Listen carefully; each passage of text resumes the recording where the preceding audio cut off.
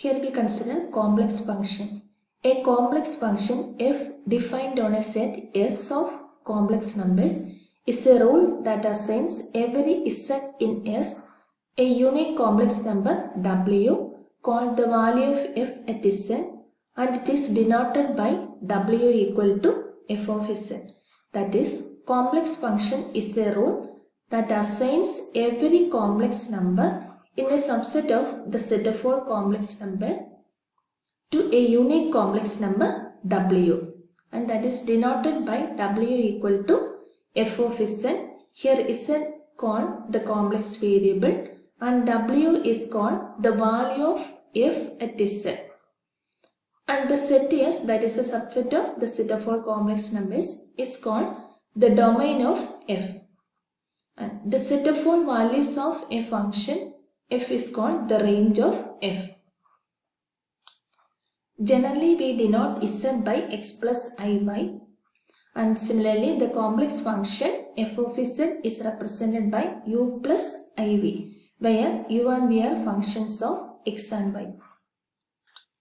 Next, we consider limit of a complex function.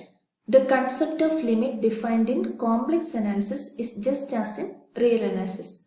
In real analysis, x tends to x0 means x approaches x0 either from left or from right. And we see that the limit exists if and only if both left hand limit and right hand limit exist and are equal. That is, limit x tends to x0 exists only if the left limit and right limit are same. If we consider the real limit x tends to x0, x can approach x0 from left or from right. That is, x tends to x0 in two parts, that is from the left side and from the right side. But for a function of complex variable, z can approach z0 in any possible path. That is, there are infinitely many ways for z to approach z0. If we consider z tends to z0 along two different paths, suppose f of z have two different values, then we can say limit z tends to z0, f of z does not exist. Here we consider the formal definition of limit of a complex function. That is, a function w equal to f of z is said to have a limit L as z approaches to z0. That is, limit z tends to z0, f of z equal to L. If for every positive real number epsilon, that is greater than 0, there exists a positive real number delta, that is positive, such that modulus of f of z minus L less than epsilon whenever 0 less than mod z minus z0 less than delta. That is, whenever z approaches z0, if f of z also approaches L, then we can say limit z tends to z0, f of z equal to L. Or if the distance between, if whenever the distance between z and z0 is very small, if the distance between f of z and L is also very small, then also we can say limit z tends to z0, f of z equal to L.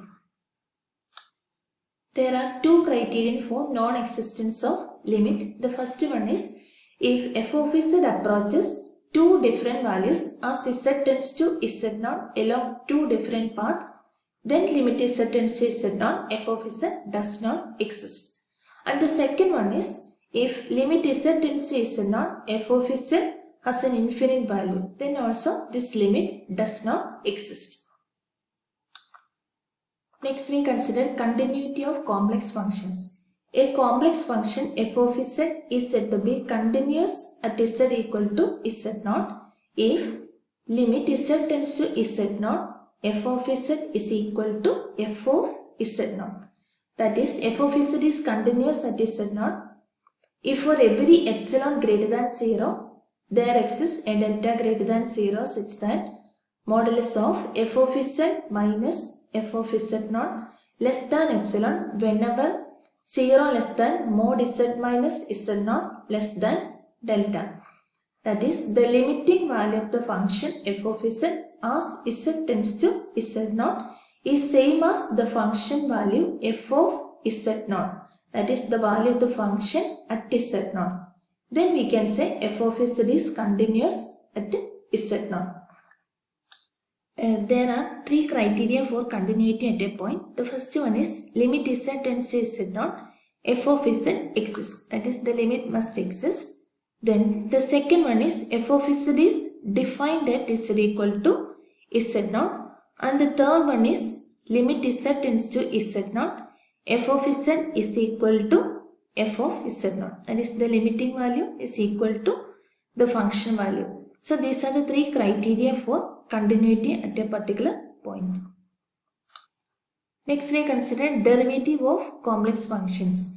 The derivative of a complex function f of z at a point z0 is denoted by f dash z0 or f prime z0, and it is defined by f dash z0 is equal to limit delta z tends to 0 f of z0 plus delta z minus f of z0 divided by delta z, provided this limit exists.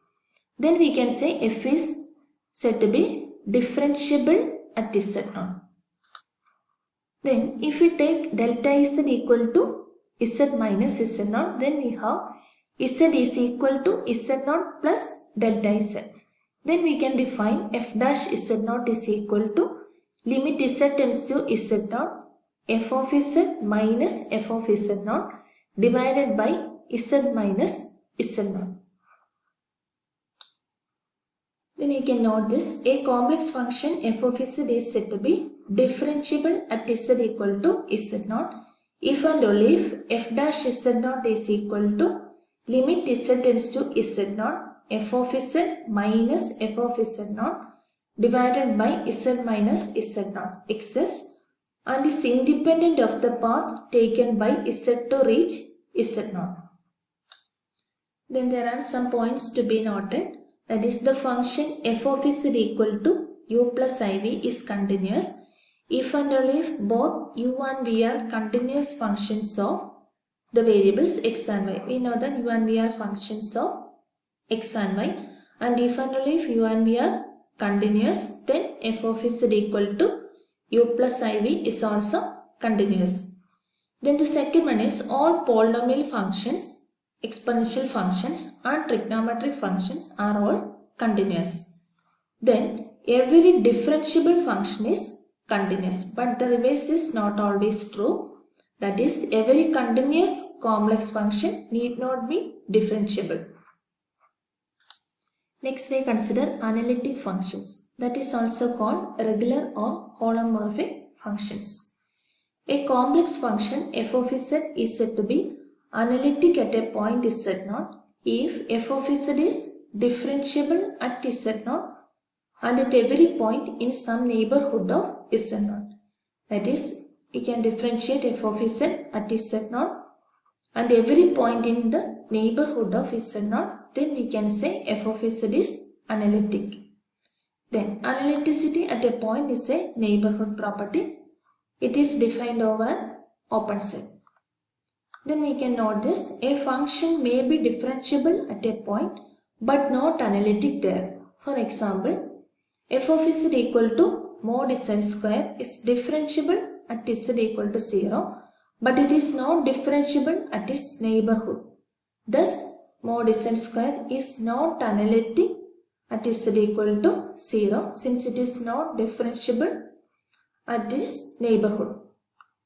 Then the sum, product, composition and quotient of analytic functions are analytic. Then we can define entire functions. That is defined as a function that is analytic at every point z in the complex plane is said to be an entire function.